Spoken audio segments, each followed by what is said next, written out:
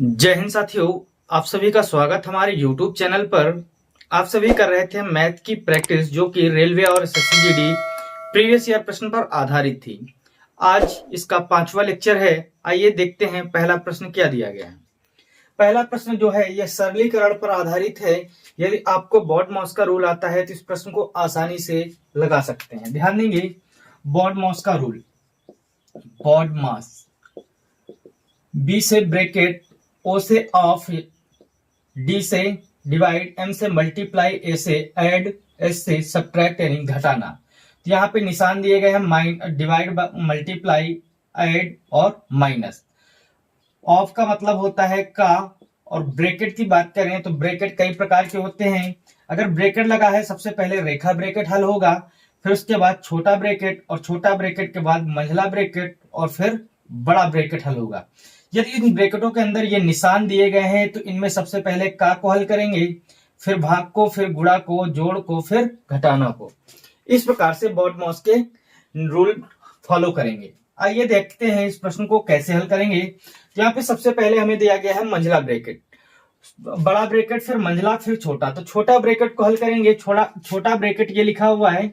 इस ब्रैकेट के अंदर निशान देखेंगे तो यहाँ पे ऑफ लगा हुआ है, तो ऑफ को सबसे पहले हल करेंगे। तो ऑफ का मतलब होता है गुणा, तो 96 गुणा में 2, और भाग में लिखा हुआ है 24। इस प्रकार से मंझला ब्रैकेट है। तो 24 चौको 96 होता है, और 4 दूनी 8। तो जो छोटा ब्रैकेट है इस ब्रैकेट की जगह पे कितना आ जाएगा 8, और यहाँ डिवाइड का निशान ये लिखा हुआ 36 ऑफ 4 मंझला ब्रैकेट, और फिर यहाँ पे 41 लिखा हुआ गुणा में ये बड़ा ब्रैकेट। अब मंझले ब्रैकेट को हल करेंगे तो यहाँ पे 36 ऑफ का मतलब होता है का मान होता है गुणा, और भाग में लिखा हुआ 8। 8 से भाग करेंगे तो 4 दूनी 8, और 2 से इसको काटेंगे 18 बार में, यानी इसका मतलब है इस जगह पे कितना आ जाएगा 18 और गुणा में लिखा हुआ 41, और ये है मंझला बड़ा ब्रैकेट। इनका गुणा करा देंगे तो 18 एकम 18, 18 चौको 72, 1 73, 738 इस प्रश्न का राइट आंसर हो जाएगा। ये देखते हैं इस प्रश्न को। इस प्रश्न में दिया गया है 3√5 - 5 बटे 3√5 + 5 बराबर a + b √5। यहाँ पे b का मान पूछा गया है। तो ध्यान देंगे इस प्रश्न को कैसे हल करेंगे। यह परिमेयकरण पर आधारित प्रश्न है। 3√5 - 5 और बटे में 3√5 + 5 बराबर दिया गया है a + b √5 के। तो इस प्रश्न को हल करने के लिए सबसे पहले क्या करना होगा, इसका परिमेयकरण करना होगा। तो परिमेयकरण करने के लिए हर से परिमेयकरण करते हैं, लेकिन निशान को बदल देते हैं। तो यहाँ पे हो जाएगा 3√5 - 5, और ऊपर नीचे दोनों में गुणा होगा परिमेयकरण में, तो -5 यहाँ पे भी आ जाएगा।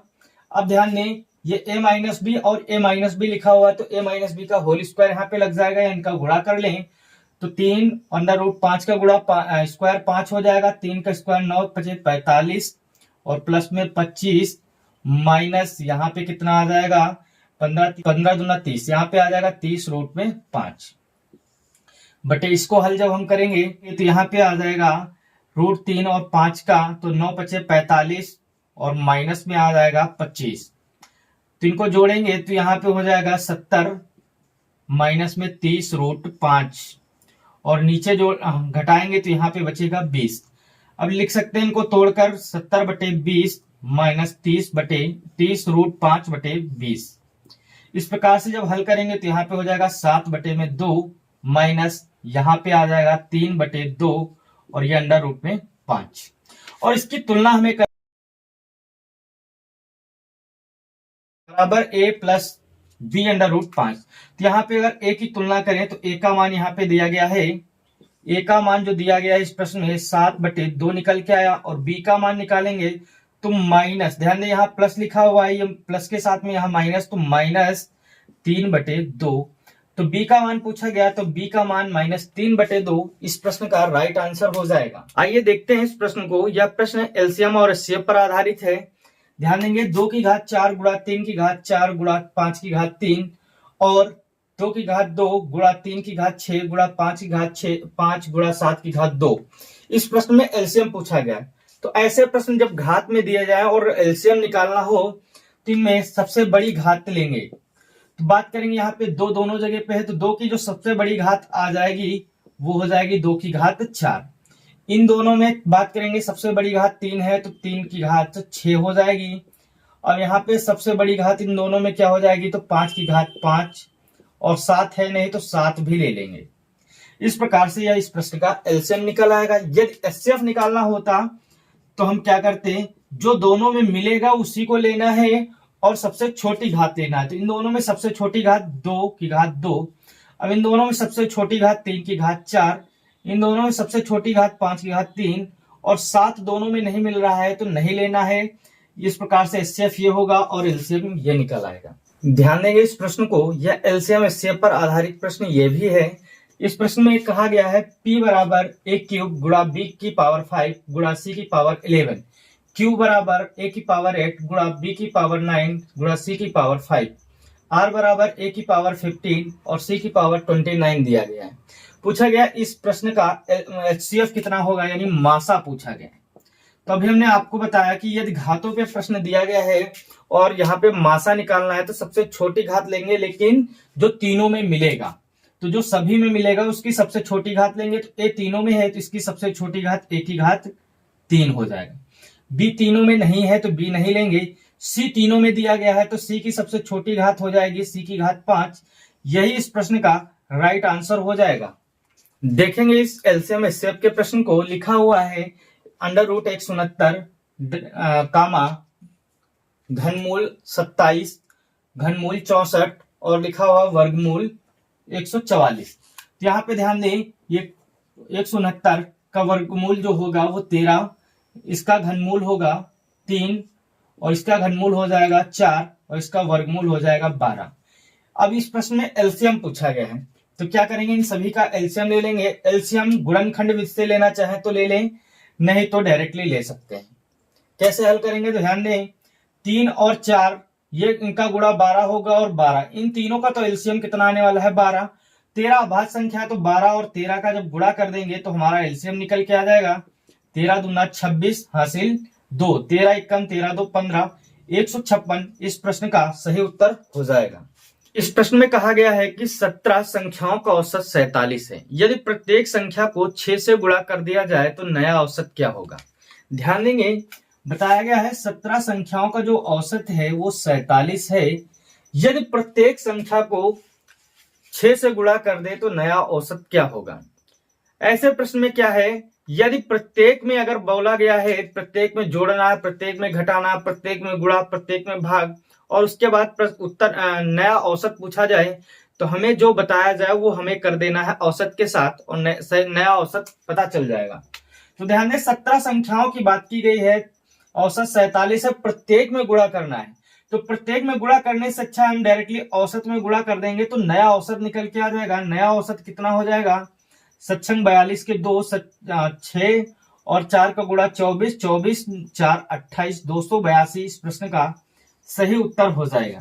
आइए इसी पर आधारित दूसरा प्रश्न देख ध्यान देंगे प्रश्न को। प्रश्न में कहा गया है 10 संख्याओं का औसत 8 है।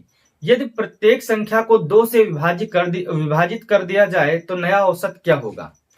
ध्यान दें, यहाँ पे बताया गया है 10 संख्याओं का औसत 8 है और प्रत्येक संख्या को 2 से विभाजित करना है तो क्या कर लेंगे हम लोग, 2 से भाग कर देंगे औसत को तो नया औसत 4 निकल के आ जाएगा। इस प्रश्न का राइट आंसर होगा।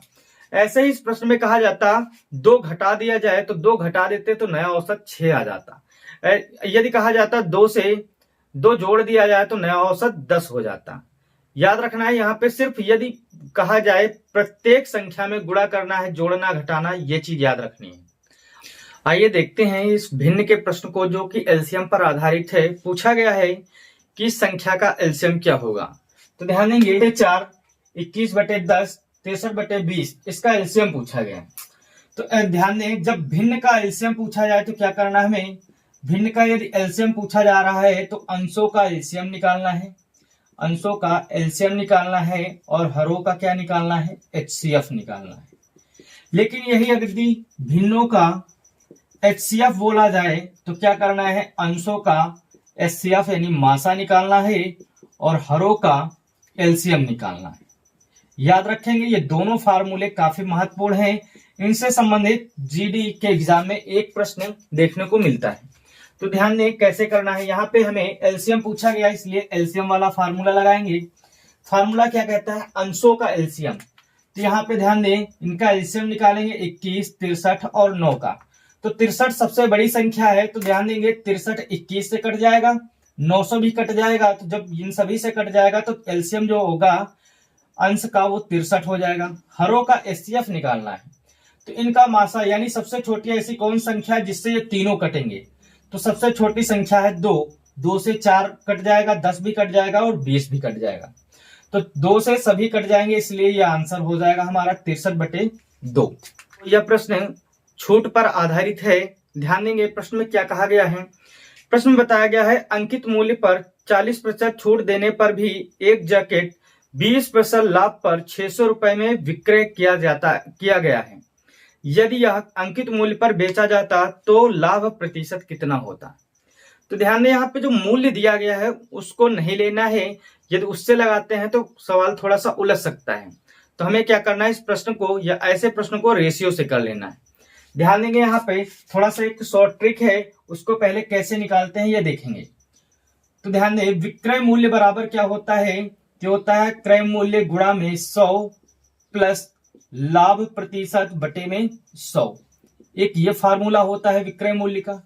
एक दूसरा होता है विक्रय मूल्य बराबर अंकित मूल्य गुणा में 100 माइनस डिस्काउंट परसेंट बटे में 100। ये दोनों विक्रय मूल्य के फार्मूले हैं, यानी विक्रय मूल्य के बराबर हैं। तो क्या कर सकते हैं, इन दोनों को हम एक दूसरे के बराबर लिख सकते हैं। सीपी गुणा में 100 प्लस प्रॉफिट परसेंट और बटे में 100 इक्वल टू एमपी बराबर MP into 100 minus discount percent और बटे में 100। इस प्रकार से लिख सकते हैं, क्योंकि इस एसबी का मान ये दिया गया तो यहाँ पे हमने रख दिया। देखेंगे 100 नीचे दोनों में है, 100 से 100 कैंसिल हो जाएगा, क्योंकि इधर गुणा में इधर भाग में उधर जाएगा गुणा में। तो इस प्रकार से जब हमने कैंसिल किया तो यहाँ से रेशियो बनाया सीपी और एमपी का। तो एमपी उधर भाग में था, गुणा में था, इधर आ गया भाग में। तो ये उधर बचा था 100 माइनस डिस्काउंट परसेंट। ये इधर गुणा में उधर जाएगा भाग में। तो ध्यान देंगे इसको क्या करना है हमें, 100 प्लस प्रॉफिट परसेंट इस प्रकार से लिख देना है। तो यहाँ पे सीपी और एमपी का रेशियो निकल के आ गया। इसी फार्मूले का प्रयोग करना, यही शॉर्ट ट्रिक है। इस ट्रिक से इस प्रश्न को आसानी से लगाया जा सकता है। तो ध्यान देंगे कैसे हल करना है। यहाँ पे लिखेंगे सीपी और एमपी का रेशियो, सीपी और एमपी का रेशियो। तो प्रश्न में बताया गया है कि अंकित मूल्य पर 40% की छूट देनी है। तो जो सीपी होता है 100 माइनस डिस्काउंट परसेंट होता है। तो 100 में 40 की अगर छूट देंगे तो सीपी रेशियो में कितना होगा, 60%। ठीक है, इस प्रकार से 100 में 40 की छूट तो कितना हुआ, 60%। अब इसमें लाभ बताया गया 20% हो रहा है, तो 100 प्लस प्रॉफिट जोड़ देंगे तो कितना हो जाएगा, 120। इस प्रकार से अब इनको काट लेंगे तो 60 कम 60 और 60 दूना 20। क्वेश्चन में कहा गया है यदि वस्तु अंकित मूल्य पर ही बेची जाती तो लाभ कितने प्रतिशत का होता। सामान खरीद कर लाए थे 2 की और उस पर लिखे गए हैं, सामान खरीद कर लाए थे 1 की और उस पर लिखे गए हैं 2 रुपए। तो 1 की सामान 2 पर बेचेंगे तो फायदा कितने का होगा, 1 का।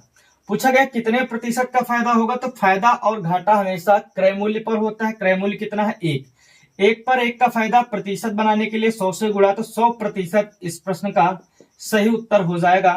आइए इसी पर आधारित एक और प्रश्न करते हैं। आइए ध्यान देते हैं इस प्रश्न को। इस प्रश्न में कहा गया है पंकज ने 800 रुपए में एक घड़ी खरीदी। वह घड़ी को 20% छूट पर बेचता है और 20% का लाभ कमाता है। तो घड़ी का अंकित मूल्य क्या है। तो ध्यान दें अभी जो हमने रेशियो पिछले क्वेश्चन में निकाले थे उन्हीं का प्रयोग करना है, सीपी और एमपी का रेशियो। सीपी का रेशियो क्या होता है, 100 माइनस डिस्काउंट। यहाँ पे छूट दे रहा है कितने की, 20% की। तो 100 पर 20 की छूट तो कितना बचा, 80। अब यहाँ पे ध्यान देना है एमपी का जो रेशियो होता है 100 प्लस प्रॉफिट परसेंट होता है। लाभ भी यहाँ पे कितने का हो रहा है, 20 का। तो 100 और 20 जुड़ जाएंगे तो 120। इनका रेशियो बना लेंगे, 40 दूना 80 और 40 तिया 120। अब ध्यान दें यहाँ पे प्रश्न में हमें बताया गया है कि पंकज ने 800 रुपए में सामान खरीदी। रेशियो में हमने निकाला है सामान का क्रय मूल्य कितना है, 2। तो जो 2 का मान है वो 800 रुपए है, ये हमने निकाल लिया। तो 1 का मान यहां से कितना हो जाएगा, 400 रुपए। पूछा गया अंकित मूल्य, तो अंकित मूल्य रेशियो में है 3। 1 का मान अगर 400 है तो 3 का मान 4 तिया 1200 रुपए इस प्रश्न का सही उत्तर हो जाएगा। आइए देखते हैं इस प्रश्न को। इस प्रश्न में कहा गया है एक आयताकार शीर्ष का परिमाप 84 मीटर है और उसका क्षेत्रफल 432 मीटर स्क्वायर है, तो इसके विकर्ण की लंबाई कितनी होगी। तो आयत का परिमाप और क्षेत्रफल का फार्मूला याद होना चाहिए, साथ में विकर्ण का, तो इस प्रश्न को हल कर सकते हैं। तो ध्यान देंगे, आयत का परिमाप, आयत का परिमाप जो होता है, परिमाप का फार्मूला होता है 2 ब्रैकेट लंबाई धन चौड़ाई। परिमाप बताया गया यहाँ पर कितना, 84 मीटर। 84 बराबर हो जाएगा 2 ब्रैकेट लंबाई धन चौड़ाई। और आयत का क्षेत्रफल हमें बताया गया है, क्षेत्रफल का सूत्र होता है लंबाई गुणे चौड़ाई, और क्षेत्रफल बताया गया 432 मीटर स्क्वायर।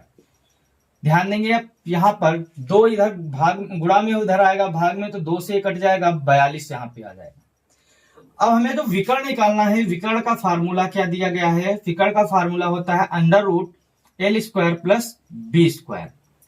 तो ध्यान दें, यहाँ पर यदि आपको सर्वसम्मिका का फार्मूला पता है तो इस प्रश्न को लगा सकते हैं। तो यहाँ पे जो फार्मूला लगेगा a + b का होल स्क्वायर लगेगा, तो यहाँ पे लगाएंगे L + b का whole square plus L² plus B² plus 2ab यानी 2LB। इस प्रकार से लिख देंगे। यहाँ पे L + b का मान पता है कितना, 42, और 42 के स्क्वायर करेंगे तो 2 का स्क्वायर 4, 4 दूनी 8 दूनी 16, 16 हासिल 1, 4 के स्क्वायर 16, 1 17, इसका मान आ जाएगा 1764। L² + B² का मान हमें नहीं पता है, 2 गुणा L × B का मान पता है 432, तो यहाँ पे 432 हो जाएगा। अब इसमें गुणा करेंगे तो 864, इधर प्लस की इस साइड आएंगे माइनस के, तो यहाँ पे 864 क्या करेंगे, माइनस कर देंगे, तो 0 और 0 यहाँ पे आ जाएगा 9, तो इनको घटाने के बाद हमें मिल जाएगा कितना, 900। तो 900 बराबर हो जाएगा L² + B²।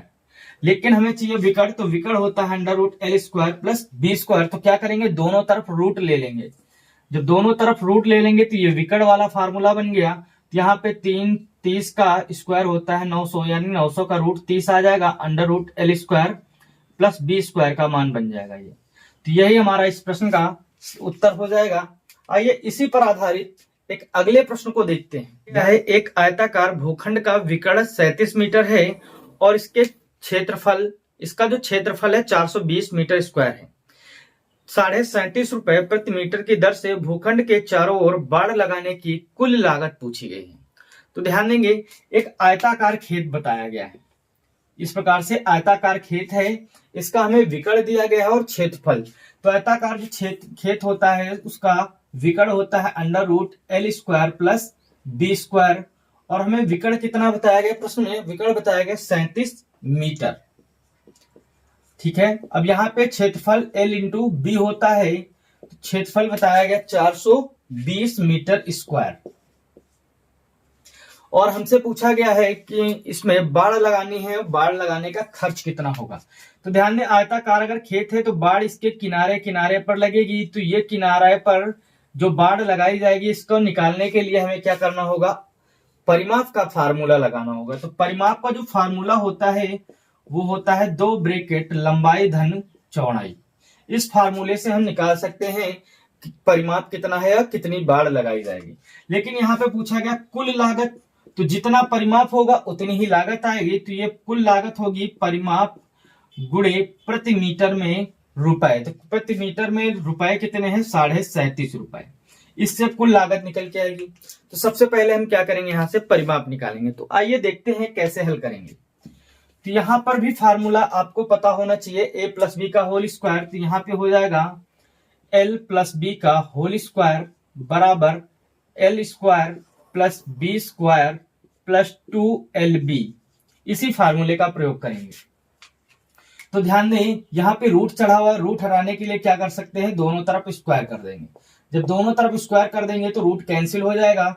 यहाँ से L² + B² का मान बनेगा 7 के स्क्वायर 49, 7 हासिल 4, और 7 रुक 21 दूना 42, 4 46 के 6 हासिल 4, 3 का स्क्वायर 9, 4 1369 आ जाएगा। यहाँ पे इसके जगह पे हम लिख सकते हैं 1369 प्लस 2 एल इंटू बी का मान बताया गया कितना है 420, तो यहाँ पे लिख देंगे 420 का 2 से गुणा कर देंगे तो 840 हो जाएगा। तो एल प्लस बी का होल स्क्वायर निकल के आया, इस प्रकार से इसको जोड़ लेंगे तो एल प्लस बी का जो होल स्क्वायर हो जाएगा 9, 6 4 10, 3 और 8 11 1 12 के 2, 1 1 2 2209 इस प्रकार से बन जाएगा। तो हमें चाहिए एल प्लस बी का मान, तो एल प्लस बी बराबर हो जाएगा अंडर रूट 2209। अब 2209 जो होता है वो 47 का स्क्वायर होता है। कैसे निकाला ध्यान देंगे, यहाँ पे लास्ट में लिखा हुआ है 9, तो 9 किस किस के स्क्वायर में लास्ट में आता है, तो 3 का स्क्वायर 9 और 7 के स्क्वायर 49, लास्ट में 9, तो वर्गमूल है तो लास्ट के 2 अंक काट देंगे, बचा है 22। 22 किसके स्क्वायर के पास में आता है, तो 4 के स्क्वायर 16 और 5 के स्क्वायर 25, तो 25 ज्यादा है तो हम कम वाला लेंगे, तो 4 दोनों में लगा देंगे। अब 2 हमारे पास आंसर है, दोनों में से सही कौन सा है, तो 4 के बाद आता है 5, 4 के बाद 5 आता है, तो 4 और 5 का गुणा करेंगे तो कितना 20 हो जाएगा। अब 20 से यहाँ पे क्या लिखा हुआ है, बड़ा लिखा हुआ है, तो इसलिए बड़ा वाला उत्तर हो जाएगा, तो यहाँ पे कितना आ जाएगा 47। तो एल प्लस बी का मान 47 आ गया, तो यहाँ पे लिखेंगे 2 गुणा एल प्लस बी का मान 47 गुणा 37.5, 37.5 को हम लिख सकते हैं 75/2। इस प्रकार से हल कर लेंगे, 2 से 2 कैंसिल हो जाएगा, उनका गुणा करेंगे तो आंसर निकल के आ जाएगा 3525 रुपए। यही इस प्रश्न का राइट आंसर हो जाएगा। यदि आपको यह क्लास अच्छी लगी हो तो वीडियो को लाइक, सब्सक्राइब और शेयर करें। धन्यवाद।